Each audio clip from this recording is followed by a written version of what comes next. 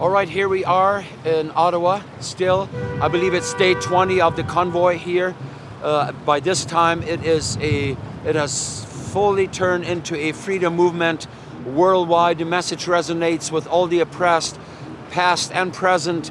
This is a serious situation here. Of course, we have no idea what they are planning, what the police is planning to do. The Prime Minister says that it is not up to him to make that decision.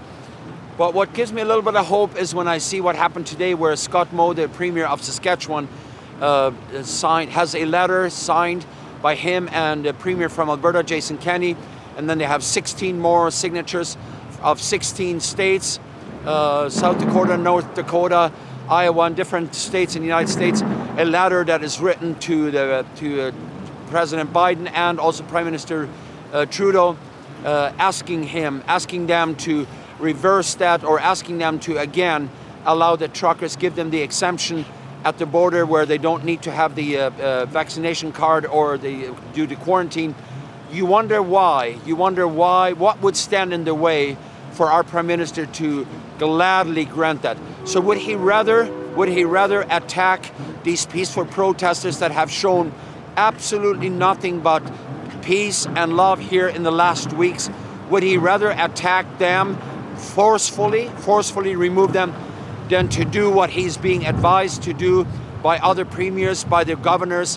Why would that be? When other countries left and right already are terminating, when our premiers, other premiers are already saying, we're done with the vaccination card, we're done with that, we're putting the mask away.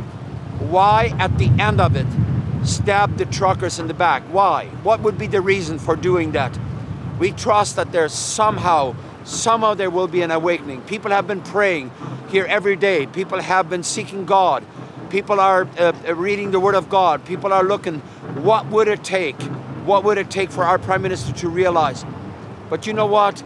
The answer lies not in protest. The answer lies in what we have seen here the last 2 weeks. The answer lies in us recognizing that this system is a corrupt system to the core.